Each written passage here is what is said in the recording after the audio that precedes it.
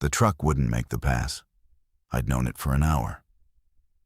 The gauge said fuel, but the climb out of Jordan Valley was eating at 3 times the rate it should have.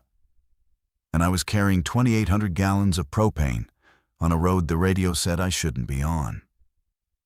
2 days earlier, the news out of Portland had stopped making sense. By morning, Boise had stopped making sense. By afternoon, the highway south of Ontario had a checkpoint that wasn't a checkpoint. And I'd turned around watching a man in a state trooper's coat run at my truck on legs that didn't bend right.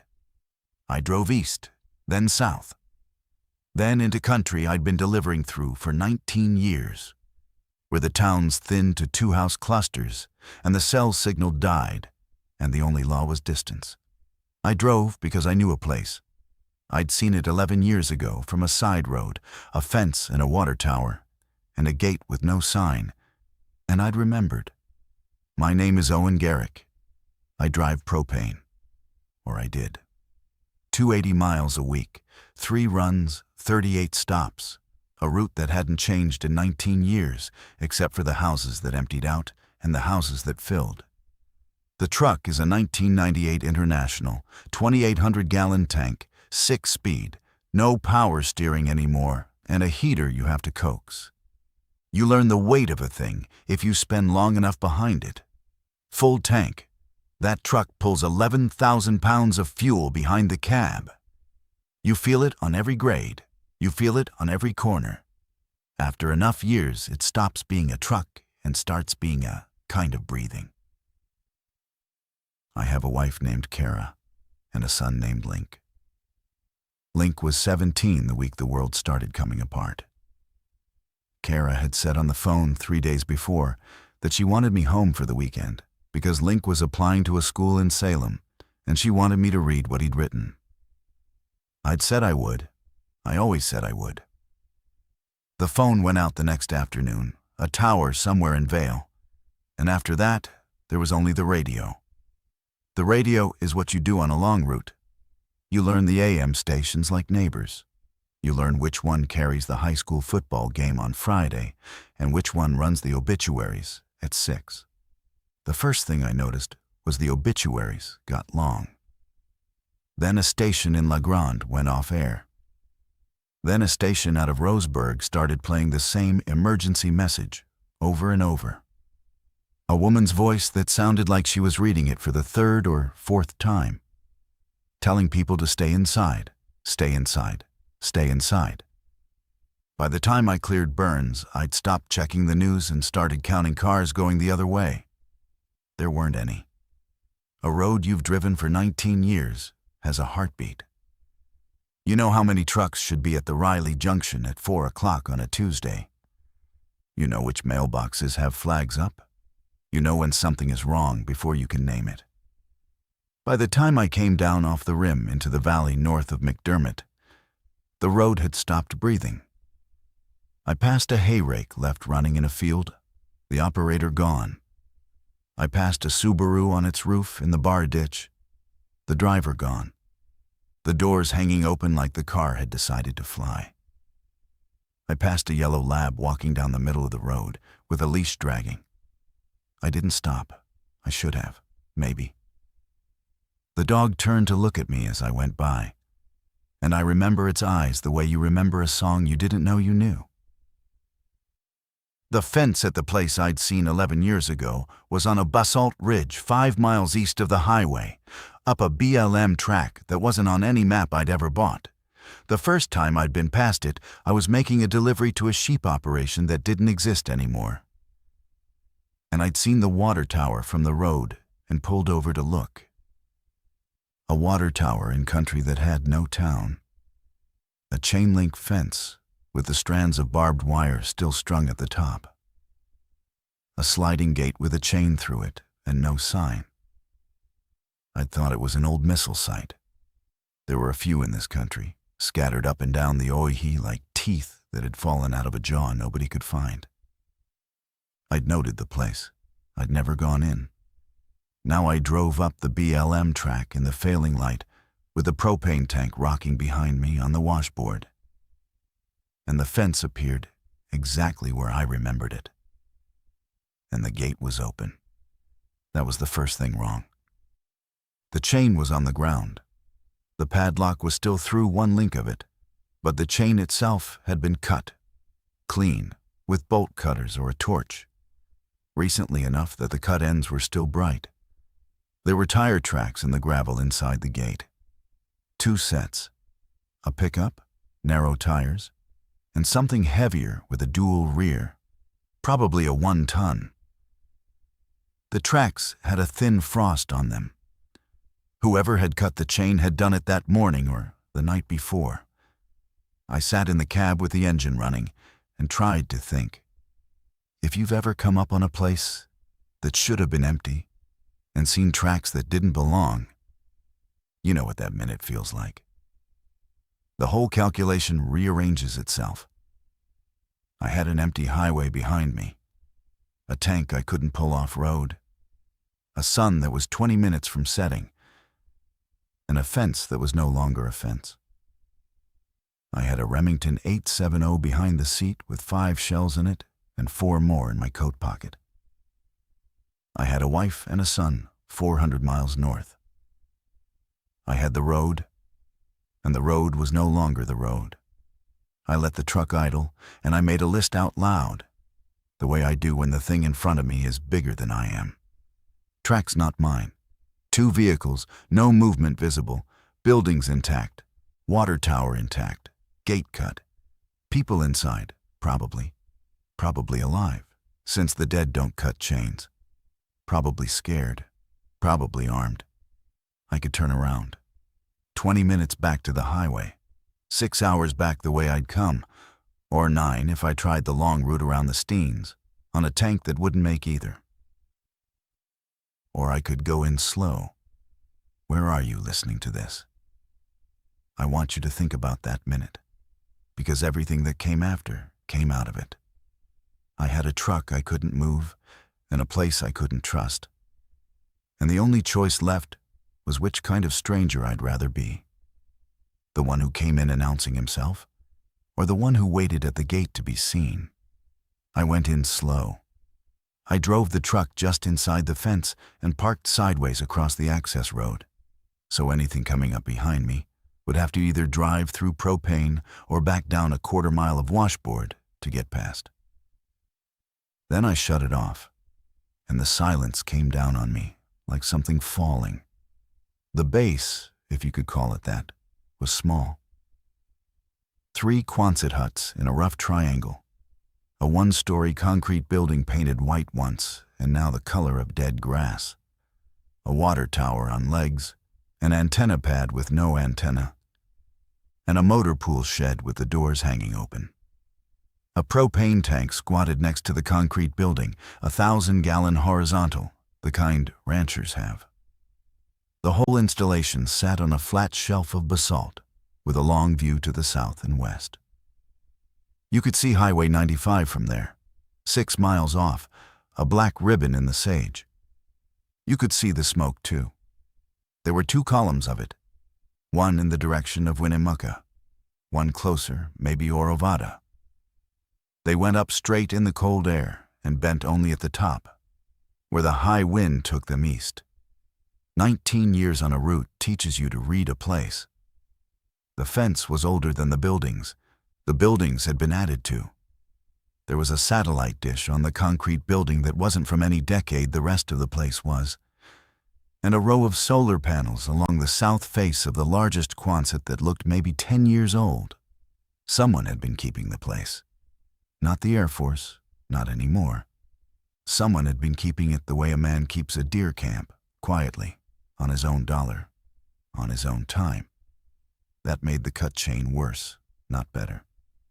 I took the shotgun out from behind the seat. I left the cab unlocked because if I had to come back to it fast, I didn't want to be fumbling with keys. I left the keys in the ignition for the same reason. I walked, and the gravel under my boots made a sound that felt loud enough to wake the dead. And I tried to step on the harder packed parts where the dust didn't kick up. The first Quonset had its door open 6 inches. Cold air came out of it. I put my back to the corrugated wall and listened. And I heard a man cough twice, and then a woman say his name, low. I couldn't make out the name. I waited a long minute. Then I called out. "I've got a propane truck out front," I said. "I'm not infected. I'm not armed except for a shotgun I'm holding pointed at the ground. I'm going to step where you can see me." Silence. Then the door opened the rest of the way, and a man stepped out with a hunting rifle leveled at my chest. He was 60 or so, tall, gray under a wool cap, dressed in canvas and a Carhartt vest that had seen weather. His finger was on the trigger guard, not the trigger, which was the only thing that kept me from running. "Hands," he said. I held them up, the shotgun across my left palm, barrel down. "I'm Owen Garrick," I said. "I drive Propane out of Vale. I saw this place 11 years ago. The gate was open. I came in because the road south is closed and the road north is worse. If you tell me to leave, I'll leave." He looked at me a long second.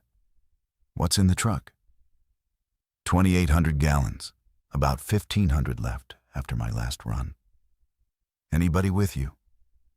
"No." "You bit?" "No. Last contact was a checkpoint outside Ontario 2 days ago, and I didn't get within 50 feet. He looked past me at the truck, then back at me. His rifle didn't move, but his finger left the guard and rested along the side of the receiver. And I started breathing again. "My name's Calder," he said.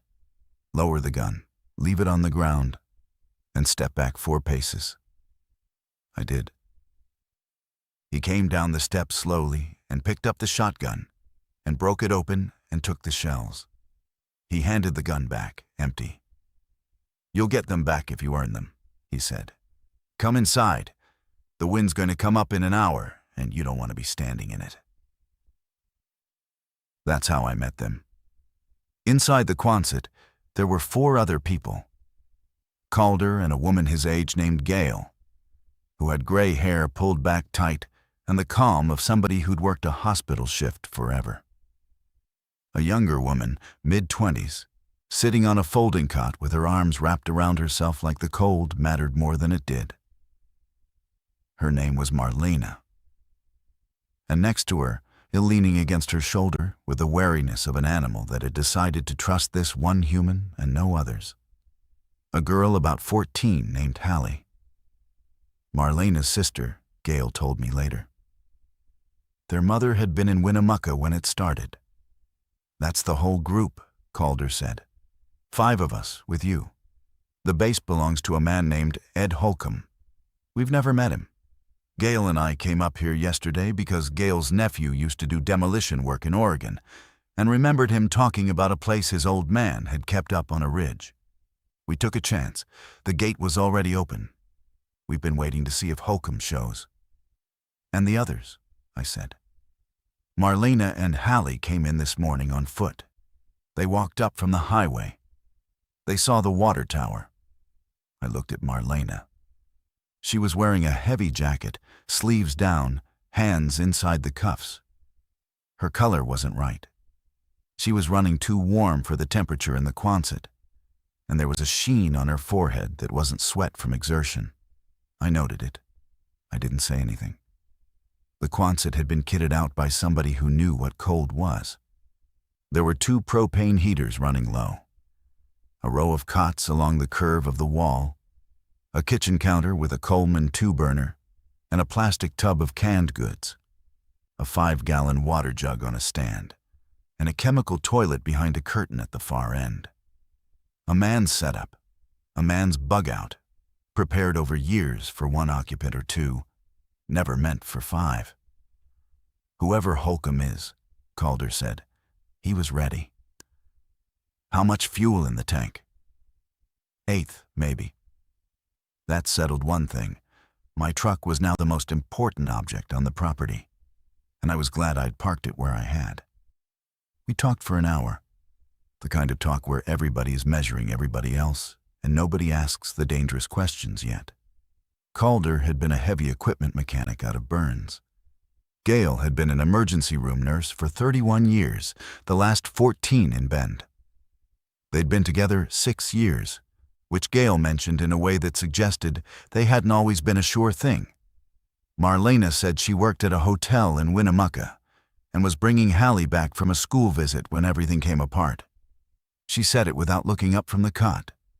I told them what I knew about the route, the checkpoints, the state trooper, the empty hay rake, the dog with the dragging leash. I didn't tell them about Kara and Link. I didn't have a way to. I think Calder noticed I'd left something out, but he didn't push. The wind came up around 8, the way it does in that country, dry and hard out of the west. The Quonset rang with it. We ate beans from cans, heated on the Coleman, and Gail made coffee from a percolator she'd brought up herself, which felt like a small ceremony of normal in a room where nothing else was. Marlena ate 2 spoonfuls and stopped. Hallie ate the rest of her sister's portion without being asked. I watched Marlena's hands when she handed her plate over. There was a tremor in them she was trying to hide. The cuffs of her jacket stayed pulled down past her wrists. She caught me looking and met my eyes for a second. Just one. And the look she gave me was the look of a person who has counted the hours and knows the math. I looked away. I didn't know yet what I'd do. I didn't know yet what I owed her, or what I owed Hallie, or what I owed Calder and Gail. I knew only that the wind was loud, and the heaters were burning fuel I'd brought with me, and that the woman across the Quonset was running a clock the rest of us couldn't see. If you've been listening this far, and you've been somewhere, your gut told you something was wrong before your eyes did. Where are you listening from? Tell me. I want to know who else has stood in a room like that one and pretended for 10 more minutes that everything was still fine. The bunk room at the back of the Quonset had 4 cots.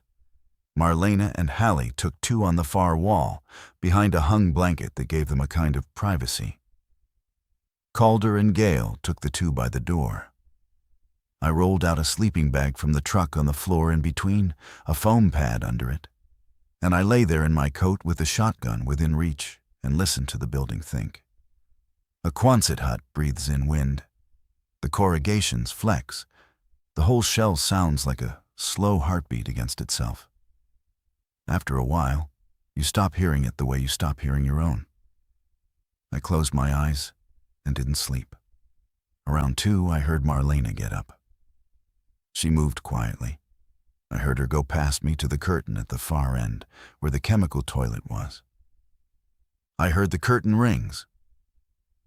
I heard her be sick, very softly, into the toilet for a long time. Then I heard her run water from the jug and gargle and spit and breathe slowly with her hand pressed against the curtain rod for support, the way a person does when they are trying to stand up against something inside them. She didn't know I was awake. I didn't tell her. She went back to her cot, and I lay there in the dark and watched the shape of the blanket move where she lay. And I tried to decide what kind of man I was going to be in the morning.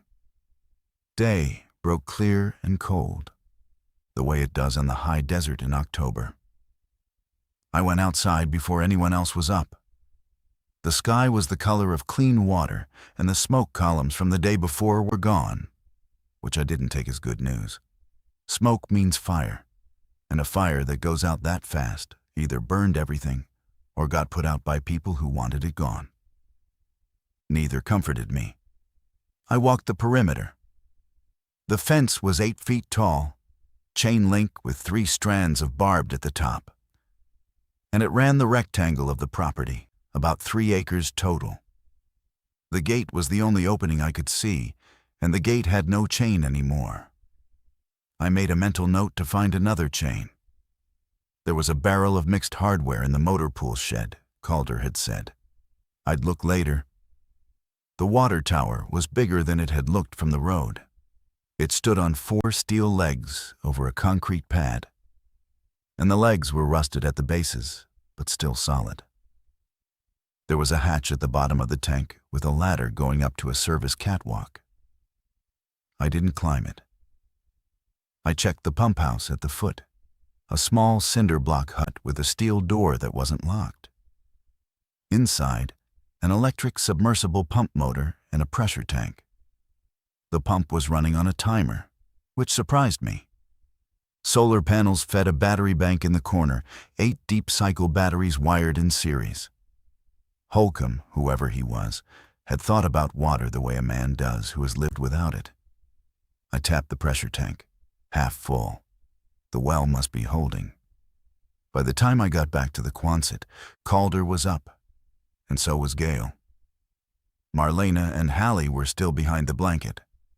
Calder had a topo map spread out on the table by the coalman. He looked up as I came in. "You're a propane man," he said. "You know how long that 1,000-gallon tank lasts 5 people in October?" "Depends on what we're heating. 2 of those Mr. Heater units running low all night. The coalman for cooking. Maybe a small electric load on the inverter for lights." I did the math. 2 weeks, maybe 3 if we burn lean. Without your truck. Without my truck. And with 2 months, easy. He nodded slowly. Then your truck just made you the most important man on the property. It made the truck important. It didn't make me anything. Same thing for now. He let it sit a moment. Then he tapped the map. There's a draw running down the east side of the ridge. Highway 95 is there, 6 miles. You can see it from the catwalk on the tower. Yesterday afternoon, before you came in, I went up to look. There were people on the highway, walking, northbound. How many? 40, 50, spread out over a mile of road. They were moving slow. Some of them were dragging. You know what I mean. I know what you mean. They weren't walking like a group walks. They were walking like a tide goes out. They get up here? Not yet. The access road is hidden from the highway by the lower ridge, but they were moving north. If they keep moving north, they'll pass our junction by tonight. If a few of them turn off, then a few of them turn off. Yes. I went up to the catwalk after breakfast. Gale stayed below holding the bottom of the ladder, which was kind of her. The view from the top was the kind that makes a man understand why somebody had once put a radar station here. You could see 50 miles in 3 directions. The highway ribboned through the sage to the south. And Calder was right. I could see them, smaller than ants, but distinguishable as figures because of the way they moved. Not many. Maybe a dozen still in view, the rest having walked past or gone behind the curve of the land. They were going north toward Burns. And Burns was a town of 2,000. And I understood with a coldness I hadn't expected that what I was watching was a kind of weather. When I came down, Marlena was sitting on the steps of the Quonset in the sun, alone. Her face was gray. She had pulled her sleeves up to her elbows for the warmth, which was the first time I'd seen her arms. There was a wound on her left forearm, 2 inches above the wrist. It was wrapped in a strip of cloth that had been white once and was now the color of weak tea. The skin above the wrap was red, dry, tight. The skin below the wrap was the color of paper. She saw me see it. She didn't move. She didn't pull her sleeve down. She just looked at me. And her eyes were the eyes of a person who had been waiting a day and a half for somebody to look. "How long?" I said. "Yesterday morning, before the highway." "Hallie know?" "No." "Gale?" "She suspects. She hasn't asked." I sat down on the step below her and looked out at the gravel. "Why'd you come up here?" I said. "Because Hallie can't be alone." "You know what's coming." "I know." "How long do you have?" "A day, maybe 2. I don't know. The fever started last night." We sat there a while. The wind was coming up out of the west again. I could hear the antenna pads sing, the chain link hum. "I'm not going to tell her," Marlena said. "Hallie, I'm going to do it myself. I want you to make sure she's not alone after." "That's a hell of a thing to ask a stranger." "You're not a stranger anymore. You're the man who saw." I didn't say anything. There wasn't anything to say. We sat on the steps and watched the sun crawl up over the basalt ridge to the east. And I tried to think of a way to make her promise be smaller than it was, and I couldn't. He came up the access road at noon. I heard him before I saw him. A diesel pickup, old, with the cough of a glow plug going bad. I was up at the antenna pad with Calder, fitting a length of chain we'd found in the motor pool to a steel post by the gate, and we both stopped what we were doing. Calder set down the bolt cutters and picked up his rifle. I picked up my shotgun, which I'd reloaded that morning from the box in the truck. The pickup came around the last bend slow. It was a Ford from the early 90s, faded blue, with a homemade steel rack in the bed and 2 5-gallon fuel cans strapped to the rack. The man driving it stopped 20 feet from the gate, killed the engine, and sat in the cab with both hands on the wheel where we could see them. He was old. Late 70s, maybe more. His face had the 1,000-mile lines of somebody who'd worked a country he understood. His hair under a stained ball cap was white. He didn't look at the rifle Calder had on him. He looked at the buildings behind us, the way a man looks at a house he's been gone from a long time. He rolled down the window. "You all from the highway?" he said. "2 of us," Calder said. "The other 3 came in separate." "Anybody bit?" There was a silence. Calder looked at me. I didn't say anything. Marlena was inside the Quonset. "1," I said. The old man nodded once. "Figured. You wouldn't be standing there with that face if you weren't carrying something." "You're Hulcom," Calder said. "I am." "This your place?" "It's been my place since the boys at the demo company walked off in '87 and didn't come back. Wasn't supposed to be. Government had it on a list to flatten. Then the contractor went under and the records got lost. And I bought the keys off a kid named Petey Hulcom, who happened to be my nephew, for $50, and a promise I'd never tell anybody where it was. You've been keeping it up since." "On and off. Solar in '09, the propane tank in '12. Filled it last in March. I was meaning to come up this fall and check the well." "You picked a hell of a fall." "I picked the only one I had left." He got out of the truck slow. He had a Browning over-under shotgun in his right hand, broken open over his arm, in the countryway. He didn't close it. He walked to the gate and stopped on his side of it. An old man with white stubble and brown teeth and the kind of patience that had outlasted 3 presidents and a wife. "You all going to let me in my own gate?" he said. "Or do I have to ask twice?" Calder lowered the rifle. I opened the gate. Hulcom walked the property before he sat down. He didn't look at any of us. He looked at the buildings, at the water tower, at the propane tank, at the solar array. He climbed the ladder of the water tower more easily than I would have, despite his age. And he stood on the catwalk for a long time, looking south at the highway. When he came down, he went into the Quonset and stood in the door for a minute, looking at Gail and Marlena and Hallie. And I could see him registering Marlena the way you'd register a fire in a far field. He didn't say anything to her. He came back out and sat on the steps. "There were 47 of them," he said, "on the road since I came past. I counted from the rim. They're moving north. Some of them aren't moving anymore. They lay down in the bar ditch and they didn't get up." "They die," Calder said. "I don't know what you'd call it. They quit.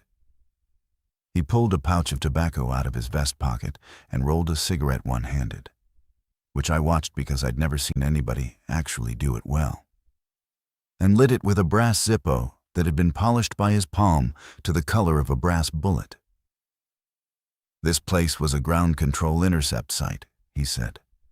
Air Force 50s, tied into the Boise sector. They killed the program in '76 and turned it over to NORAD for 2 years, and then everybody forgot about it. The dish came down in '81. The last airman left in '82.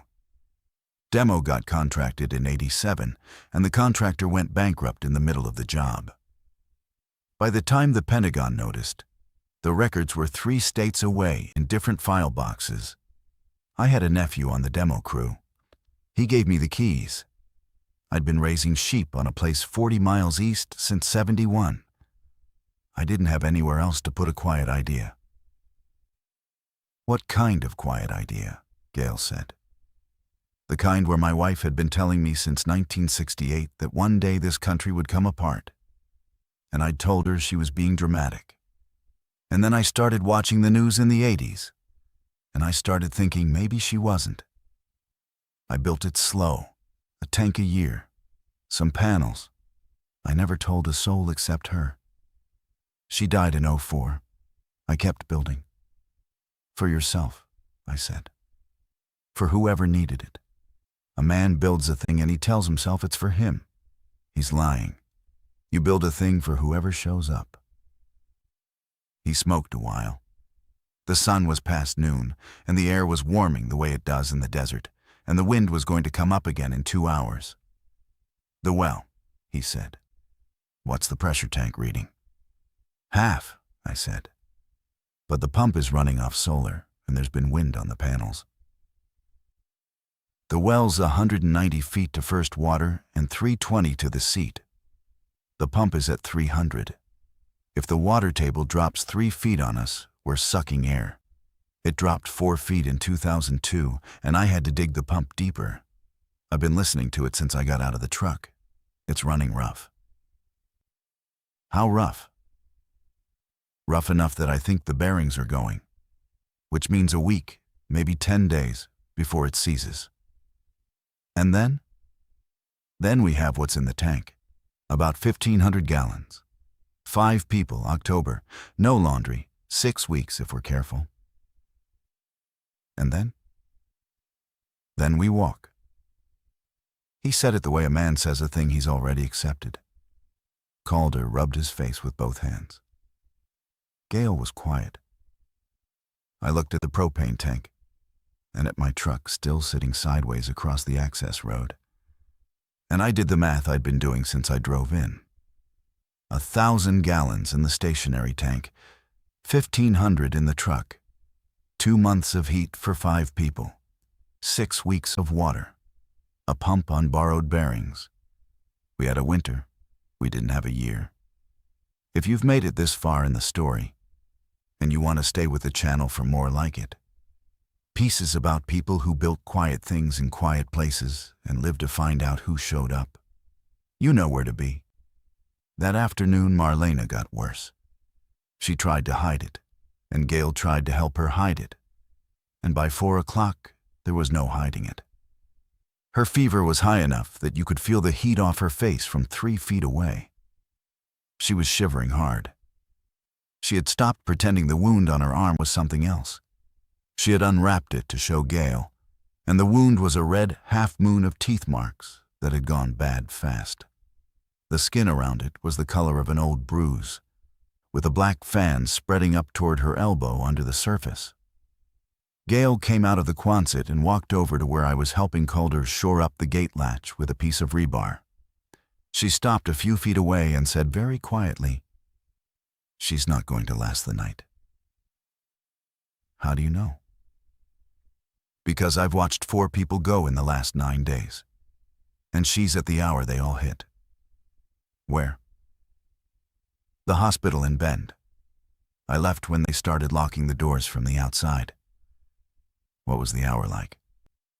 Aggressive. Fast. They lose words first, then movement, then anything you'd recognize. By the time they're up off the bed, they aren't the person you've been talking to. How long does that part take? 20 minutes from the first sign, sometimes 10. And the first sign? They look at you and they don't see you. Everything else has been pretending. That's the moment. I stood there with the rebar in my hand. Calder had stopped what he was doing and was listening. "Hallie," I said. "Hallie can't be in the room." Marlena asked me to make sure of that. Then make sure of it. Hulcom had come out of the smaller Quonset where he'd been going through old gear.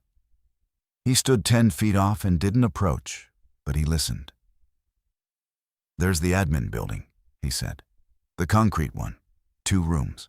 A door that locks from the outside. I built the lock for the same reason a man builds a closet for a dog he hasn't bought yet. Just in case." I looked at him. "I thought about it," he said. "When my wife was dying. I thought about all of it.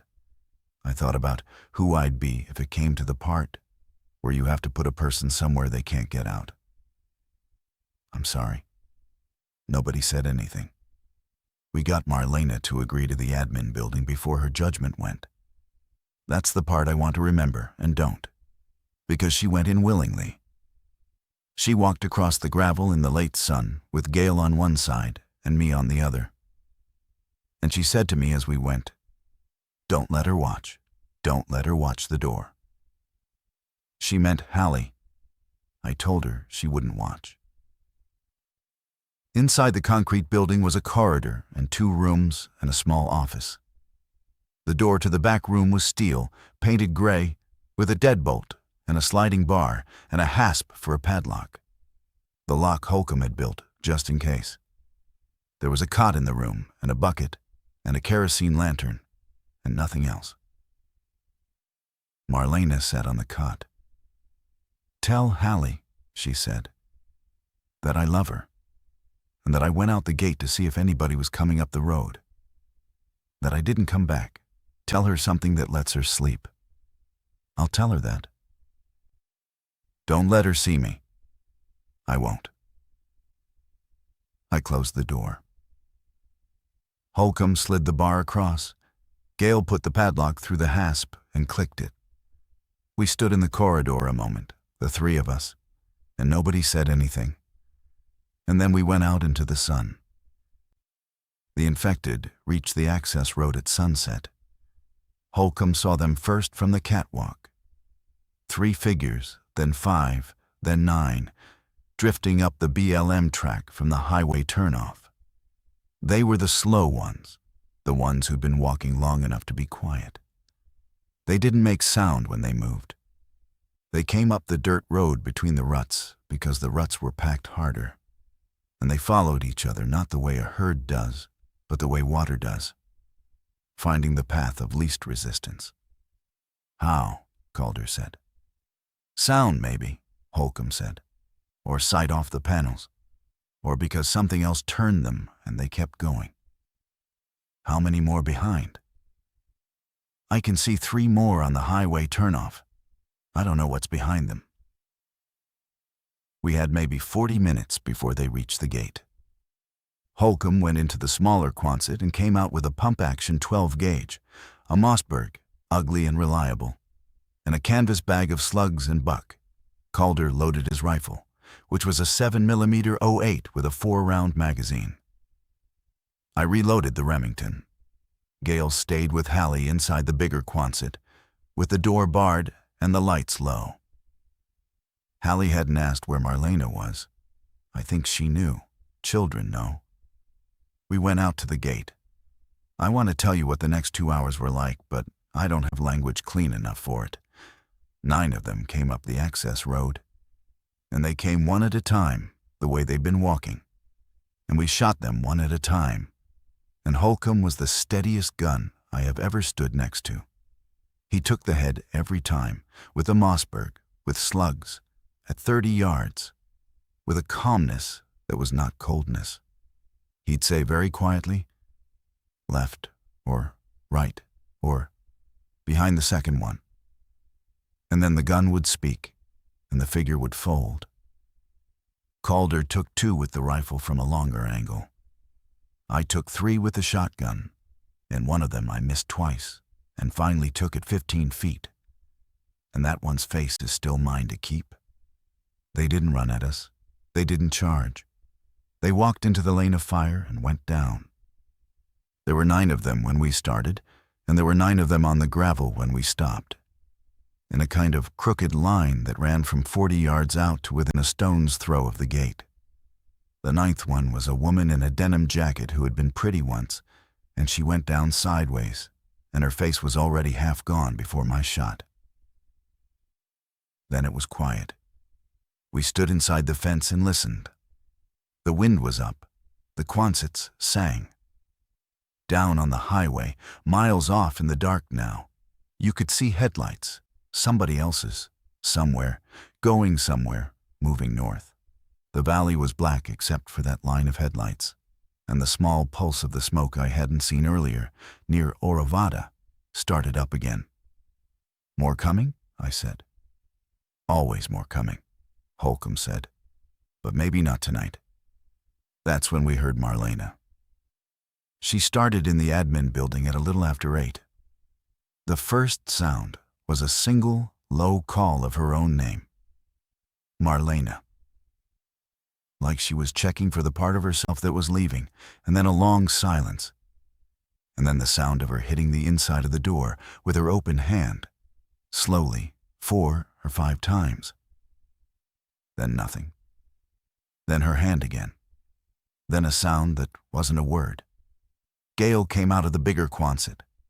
She had Hallie on the cot inside, asleep, drugged with a half-tab of something Gail had carried from the hospital for situations she hadn't named. Hallie wouldn't hear the next part. Hulcom went into the corridor of the admin building and stopped at the steel door. The rest of us followed. We stood there in the cold corridor and listened to her on the other side. To the slow, systematic way her hand was working over the door, the bar, the hasp, looking for something that wasn't there. Mr. Garrick, Hulcom said. He didn't turn around. She asked you, didn't she? Yes. Then it's yours. I want you to understand something. I had killed 9 people that hour, or things shaped like people, and none of them had been Marlena. The math of the shotgun against a steel door at 6 feet was a math I knew. The physics of it were nothing. The act was nothing. The thing it would take from me, I couldn't measure. I want to know what you would have done. If a woman who walked into a locked room willingly, who asked you to make sure her sister didn't watch, who counted her own hours and thanked you for it, if she went on the other side of that door and stopped being the person you'd promised and started being something else that was still wearing her face, what did you owe her? The promise or the silence? I went into the room. Hulcom opened the bar. Gail unlocked the hasp. Calder stood behind me with his rifle pointed at the floor. I went in alone, with a shotgun, and I closed the door behind me because the next thing was nothing she would have wanted Hallie to hear come from outside. I'll keep what I saw to myself. It wasn't her anymore. I told her, anyway, what she'd asked me to tell, that I'd gotten Hallie somewhere safe, that I'd keep my word. And then I did what I'd been asked to do. And I came out of the room with the shotgun shaking in my hand and tears on my face that surprised me. And Hulcom put his hand on my shoulder for just a second and didn't say anything. The wind was high. The night was very black. We left her in the room. Hallie woke at dawn. Gail had stayed with her all night. She was a quiet child to begin with, and the next morning she was quieter. She didn't ask about Marlena. She accepted, without question, the story we'd agreed on, that her sister had walked out at first light to look at the road and hadn't come back, and that we'd looked. She accepted it the way a child accepts a hard thing she already knows. She ate half a piece of bread. She drank a cup of tea that Gail made with a real bag from a real tin Hulcom had kept in a cupboard since 2014. She didn't cry until she went outside and saw the bodies on the access road, which Calder and Hulcom and I had not yet had time to move. Then she cried for an hour, sitting on the steps of the Quonset with Gail's arm around her. I went up to the catwalk and stayed there. You can see a long way from the catwalk. You can see the highway and the ridges to the east, and the long sweep of the Owyhee country going off into Nevada in a haze of distance. I stood there in the cold and watched the morning come up. And I thought about Kara and Link. And I tried to do the math of how long I'd been gone from them. 5 days. The longest 5 days of my life. I'd been on 5-day runs before. This was longer than any of them. Calder came up after a while. He didn't say anything for a long time. He just stood next to me and watched the highway with me. Hulcom's pump is going to seize this week, he said eventually. He's right about that. I can hear it from here. The bearings are gone. You can pull a pump. You can if you have the gear and a way to lift 300 feet of pipe. He has the gear. He's 78. I'm 46. You are. We stood there a while. You're going home, Calder said. Aren't you? I haven't decided. Yes, you have. You decided last night. I didn't answer. I'm not pushing you out, he said. I want that clear. There's room for you here. Hulcom said it himself last night. 5 people through a winter is what this place was built for. You're worth 2 of me on a pump pull, and you've got a truck full of fuel, and the truck stays whether you do or not. You leave the truck, and we live. You take the truck, and we don't. I'm going to leave the truck. I know. I wanted you to say it. He looked at me. If you go light. Hulcom's Ford has half a tank and another 15 gallons in the cans. That'll get you to within 100 miles of Vale if you don't do anything stupid. Kara's in Vale. I know. You said her name twice last night when you didn't know you were saying it. I hadn't known. We climbed down. The wind was starting to come up, the way it did every day in that country at that hour. And Hallie had stopped crying. And Gail was inside making oatmeal from a sack Hulcom had pulled from the pantry. The sun was up over the basalt ridge. The smoke columns were back in the south, 2 of them, fainter than yesterday. The world that was ending kept ending. Hulcom met me at the propane tank. He had a brass fitting in his hand and a length of high-pressure hose coiled over his shoulder. He had the look of a man who had thought through something the night before and was now executing it. You know how to do a tank-to-tank transfer, he said. I do. How long? 90 minutes if your tank's intake valve isn't seized. 2 hours if it is. It isn't. I checked it last week. We did the transfer through the morning. I parked the International next to the stationary tank. I ran the high-pressure hose from the truck's offload port to the tank's fill valve. I bled the line. I started the pump. The propane moved from the truck to the tank with a long sigh of something doing its job. The truck's gauge came down. The tank's gauge went up. By 11 o'clock, the truck was at 50 gallons. What I'd need to drive the Ford home if it came to a tow. And the tank was full. A full tank, at that load, with the heaters and the cooking, was 3 months of fuel. Through January, at least. We pulled the hose, we capped the ports. Calder helped me unstick the truck from the access road, and Hulcom watched the gauge on the stationary tank with the tenderness of a man watching a child's chest rise and fall. That's a lot of fuel, he said. It's what the truck had. It's a lot of fuel. Take it. He didn't argue. Hallie came out of the Quonset around noon. She walked across the gravel with her hands in the pockets of a coat that was Gail's too big for her. And she stopped in front of me and looked up. "Mister," she said. "Owen." "Owen. Did my sister say anything before?" I knelt down to her eye level. The wind was up. The sun was at its noon angle. I thought about what I had been asked to tell her, and what I had told her, and what was true.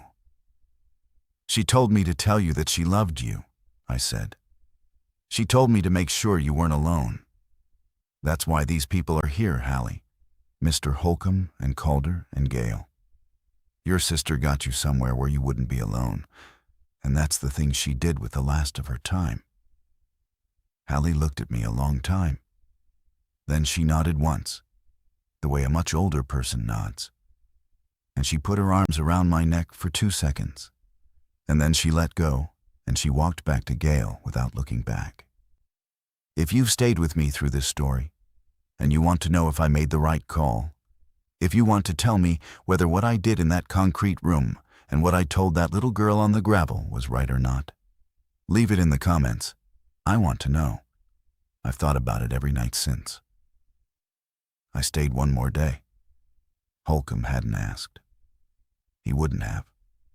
But I'd watched him on the catwalk that morning, and I'd watched him try to lift the well casing cap by himself. And I'd seen his hands at the end of it, the way they shook, not from age, exactly, but from the particular quality of a man who has spent a life never asking anybody for anything, and now needed to, and wouldn't. So I told Calder over breakfast that I'd take a day to help with the pump, and then I'd go. Calder didn't argue. Hulcom pretended he hadn't heard, which was how I knew he had. We pulled the pump that afternoon. It is hard work in the best of times, and we did it in October with a wind coming out of the west and a sun that crossed the sky too fast. The well casing was 6-inch steel, 298 feet down to the pump, with 3-inch black plastic pipe in 20-foot sections threaded together all the way down. You pull one section, you unthread it, you set it aside, you grip the next section, you pull it. There is no shortcut. There is only the patience of a man who has done it before and the strength of a man who has not. Hulcom directed. Calder and I lifted. Gale stood by with a coffee thermos and a good word for us at every section. We pulled the bad pump at sunset and we set the new one. Hulcom had a spare in the smaller Quonset, still in the box from a supply house in Bend, dated 2015. And we threaded the pipe back down, section by section, in the falling light. And the moon came up over the ridge before we set the casing cap. I switched the breaker on. The pump caught. The pressure tank in the cinder block hut pulsed and steadied. Water came up out of 300 feet of basalt that had not been disturbed by human hand for a year. And Hulcom listened to it the way a man listens to a child sleeping for the first time after a long fever. "That's 6 months of water," he said. "Easy. Maybe a year if you're careful. Maybe a year." He turned to me in the full dark. The wind had dropped. The stars were out the way they only come out in country that has no town within 50 miles, which is to say, everywhere, brightly, in numbers that don't seem possible if you've lived your life under street lights. "You're leaving in the morning?" "Yes. Fuel will get you there if you don't burn it warming up. Don't run the heater on the highway. Run the cab vent. The Ford pulls a little to the left at speeds over 50. Don't fight it. Just feed in left rudder and let it sit. The radio's a Pioneer I put in there in '09 and it works. But the antenna is taped to the windshield because the original snapped off in 2011. It picks up AM if you tilt your head. I'll remember. If you can come back, come back. I'll try. If you can't, I understand." He held out his hand and I took it. His grip was the grip of a man who had pulled a pump that day at 78, and 1,000 other things across a long life. and there was a kind of love in it that didn't have anywhere else to go. I slept on the floor of the Quonset for the last night. Hallie was on Marlena's cot, asleep. Gail was on the cot next to her. Calder was on the cot by the door. Hulcom had gone back to the small Quonset where he'd been sleeping. I lay on my pad in the middle of the floor and listened to 4 people breathe, and thought about what it had cost to be in this room at all, and about who wasn't in it, and about the fact that this was the last time I would ever sleep here. Around 3, I got up and went outside in my coat and stood by my truck. The truck was empty now. 11,000 pounds of fuel had become 1,000.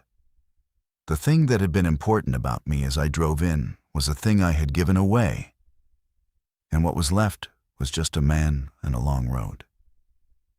I patted the fender the way you do. I drove out at first light. The Ford ran the way Hulcom had said it would. It pulled to the left at 50. The heater was a luxury I couldn't afford. The radio gave me static, and once, for 90 seconds, a man's voice reading what sounded like names off a list, and then static again. I drove with the cab vent cracked and a knit cap on, and Hulcom's coffee thermos between my legs. And I drove the way you drive when you have 1 tank of fuel between you and home. The way an airplane glides toward an emergency landing, not fighting the air. The road was the same road I had come down on, in reverse. The empty Subaru in the bar ditch was still there. The hay rake was no longer running. It had run itself out of fuel and stopped where it stood, in the middle of a half-cut field, like a thing that had finally lain down. The yellow lab with the leash was gone. I hoped it had walked off in a direction that mattered. I had no way to know. I passed the McDermott Junction at 9. The town was empty. The single gas station's window was broken, but the cars at the pumps were all still there, their drivers gone into a story I would never read. I didn't stop. North of Burns, on a long, empty straight where you can see for 10 miles, I came on a man. He was standing in the middle of the road, just standing. He had a rifle across his arm and a heavy pack at his feet and a posture that wasn't an infected posture. He was waiting, deliberately, the way a man waits for a ride. I slowed. I didn't stop. I came up to about 100 yards, and I looked at him through the windshield. And he looked at me, and he didn't raise the rifle. He raised his hand. He pointed at his pack, then at the bed of the truck, then at himself. The international gesture for, I would like a ride. I had room. The Ford had a back seat. I had food enough to share and a half tank of gas. I knew exactly what Hulcom would have said, which was that a man on a road in this country in this year is a man who needs help. I drove past him. I drove past him at 50 miles an hour, and I did not stop, and I did not slow, and I watched in the side mirror as he stood in the middle of the road, and didn't raise the rifle, and didn't yell, and just watched me go. And he got smaller and smaller, and the road went around a curve, and he was gone. I'm not proud of it. I am telling you because it happened. I had a wife and a son, 400 miles north on a tank that didn't have room for a stranger's mistake, and I had used up my willingness to take chances on strangers in a concrete room 2 nights before, and I could not do it again. There is a math you do in a year like that one that you cannot undo later. I didn't stop. I made Vale just before sunset. The town was not empty. That was the first thing. There were lights in some windows, a pickup with its hood up at a curb, 2 men working under it, who looked up as I drove past with a wariness that was not yet a hostility. A woman walking a dog on a leash, the way people had walked dogs 3 weeks ago, as if walking a dog were still a thing the world required. A handwritten sign on the door of the little market on Main Street that said, in marker, community meeting tonight 7 p.m. if you are well. I drove through town slow. People watched me. I didn't stop.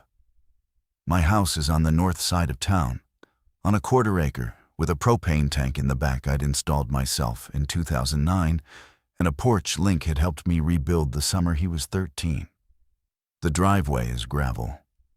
The mailbox at the road has had a dent in it since 2014, when I'd backed the International into it on a January morning before the sun was up. The light at the kitchen window is yellow, because Kara had picked the bulb, because she said cool white made a kitchen feel like a hospital. The light was on. I turned into the driveway. The Ford's tires made the sound on the gravel that I had heard 10,000 times in 19 years of coming home. And the sound had not changed. And I sat in the cab for a full minute with the engine running before I could make myself shut it off.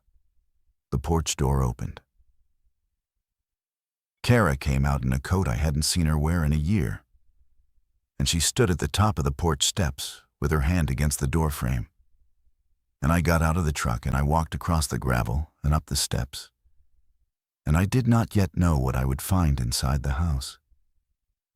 And I did not yet know if Link was there. And I did not yet know what I would say to either of them about where I had been or what I had done. And none of that mattered yet, because she was on the porch, and the kitchen light was yellow, and the wind off the Auhi that had followed me for 400 miles stopped at the porch rail and didn't come any further. She put her arms around me. I held on a long time. Inside, on the table, there was a folder Link had left for me to read. His college application essay. He had drafted it twice. The first draft was about the day his grandmother died, and the second draft was about a propane truck and a father who was always almost home.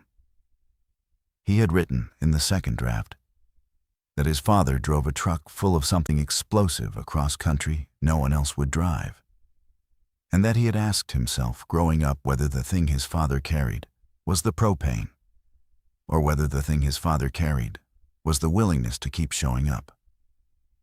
He had decided it was both. He had decided that was enough. I read it twice. I closed the folder.